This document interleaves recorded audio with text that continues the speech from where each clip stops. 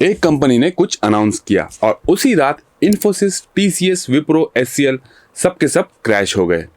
सिर्फ एक रात में lakhs of crore rupees swipe gone. ये कोई मूवी का सीन नहीं है, ये हुआ है रियल लाइफ में, जब ओपनएआई ने अपना नेक्स्ट मूव ओपन किया। और तब से एक सवाल पूरी दलाल स्ट्रीट पर गूंज रहा है, क्या इंडियन आईटी का ईरा ओवर हो गया है? तो आज हम इस सवाल का जवाब ढूंढेंगे, फैक्चुअल्स डाटा के साथ, नो बकवास, नो ओपिनियन, सिर्फ ट्रुथ के साथ। और लास्ट में मैं आपको बताऊंगा वो चीज जो most of the people miss कर रहे हैं। हेलो फ्रेंड्स, मैं हूं सी नमक वाला और मैं आप सबका मेरे यूट्यूब चैनल के ऊपर वेलकम करता हूं। अगर आप चैनल के ऊपर नए हो तो सब्सक्राइब जरूर कर दीजिए। सबसे पहले समझते हैं कि हुआ क्या है एग्जैक्टली।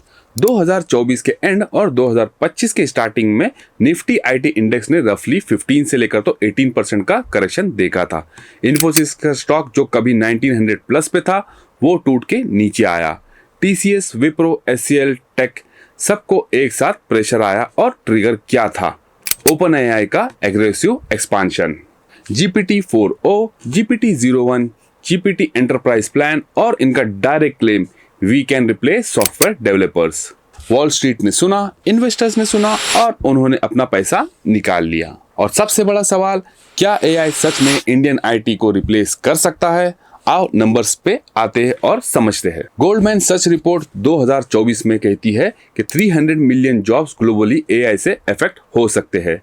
मैकेंजी का एस्टिमेट है कि सॉफ्टवेयर कोडिंग टास्क का 40 से लेकर तो 60% का एआई ऑटोमेट करता है, जो 2030 तक ऑटोमेट कर लेगा। कंपनीज लाइक क्लारला ऑलरेडी अनाउंस कर चुकी है कि उन्होंने एआई से 700 कस्टमर सर्विस जॉब रिप्लेस किए हैं। GitHub, Copilot, Amazon code whisper, ये टूल्स ऑलरेडी जूनियर डेवलपर्स का काम 30 से 40% फास्ट कर रहे हैं।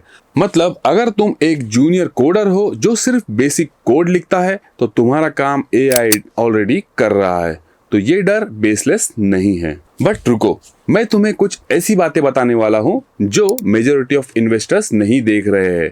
एक एंगल जो ये पूरा पिक्चर बदल देगा। तो कीप वॉचिंग। अब आओ वो साइड देखते हैं जो न्यूज चैनल्स नहीं दिखाते हैं, जो कि है इंडियन आईटी का एक्चुअल बिजनेस मॉडल। पहला है, इंडियन आईटी सिर्फ कोडिंग नहीं है। आईटी कंपनीज जैसे कि TCS, Infosys, Wipro end to end IT services देती है। Consulting, cloud migration, cyber security, ERP implementation, data management जैसी सर्विसेज भी ये कंपनी प्रोवाइड करती है। सेकंड है, इन्फोसिस ने FY25 में 2.4 बिलियन डॉलर्स का लार्ज डील साइन किया है। ये एआई की वजह से ही ज्यादा हुए हैं, कम नहीं।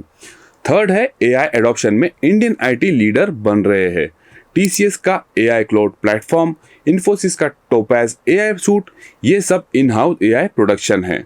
फोर्थ है, यूएस मार्केट पर डिपेंडेंसी कम होना और यूरोपियन और मिडिल ईस्ट के क्लाइंट्स बढ़ना। फिफ्थ, एट्रीब्यूशन रेट नीचे आया है, मतलब कॉस्ट एफिशिएंसी भी काफी इंप्रूव हुई है कंपनीज की।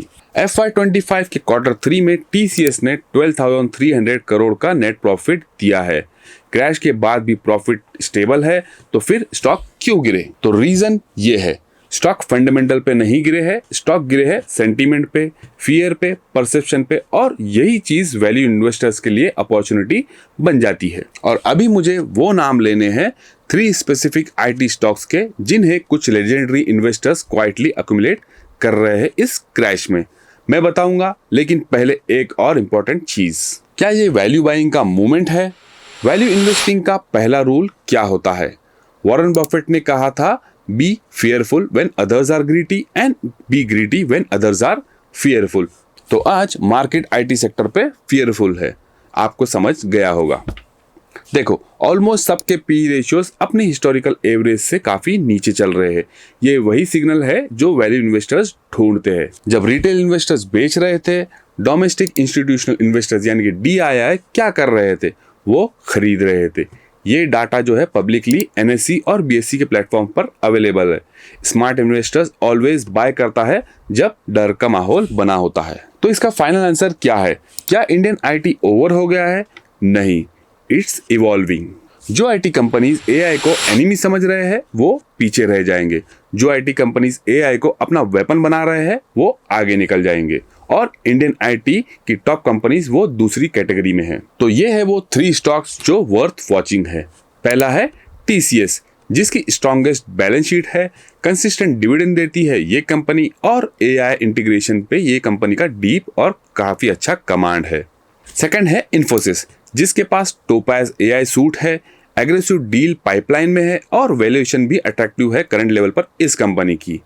थर्ड है HCL टेक, जो एक अंडररेटेड जेम है, जिसके पास प्रोडक्ट्स प्लस सर्विसेज का कॉम्बो है और यूरोप मार्केट में ये काफी स्ट्रॉन्ग प्रेजेंस रखती है। ये स्टॉक्स तुम्हें ओवरनाइट रिच नहीं बनाएंगे, बट अगर इंडियन आईटी का नेक्स्ट चैप्टर लिखना है तो ये 3 कंपनीज उस चैप्टर का काफी बड़ा हिस्सा होंगे। तो अगर तुम्हें आज की वीडियो से एक चीज लेनी है तो वो ये है, क्रैश अपॉर्चुनिटी होती है अगर तुम इन्फॉर्म्ड हो, और इन्फॉर्म्ड रहने के लिए सब्सक्राइब करो, बेल आइकन दबाओ। तब तक इन्वेस्ट वाइजली, स्टे क्यूरियस। मिलते हैं नेक्स्ट वीडियो में, तब तक के लिए गुड बाय।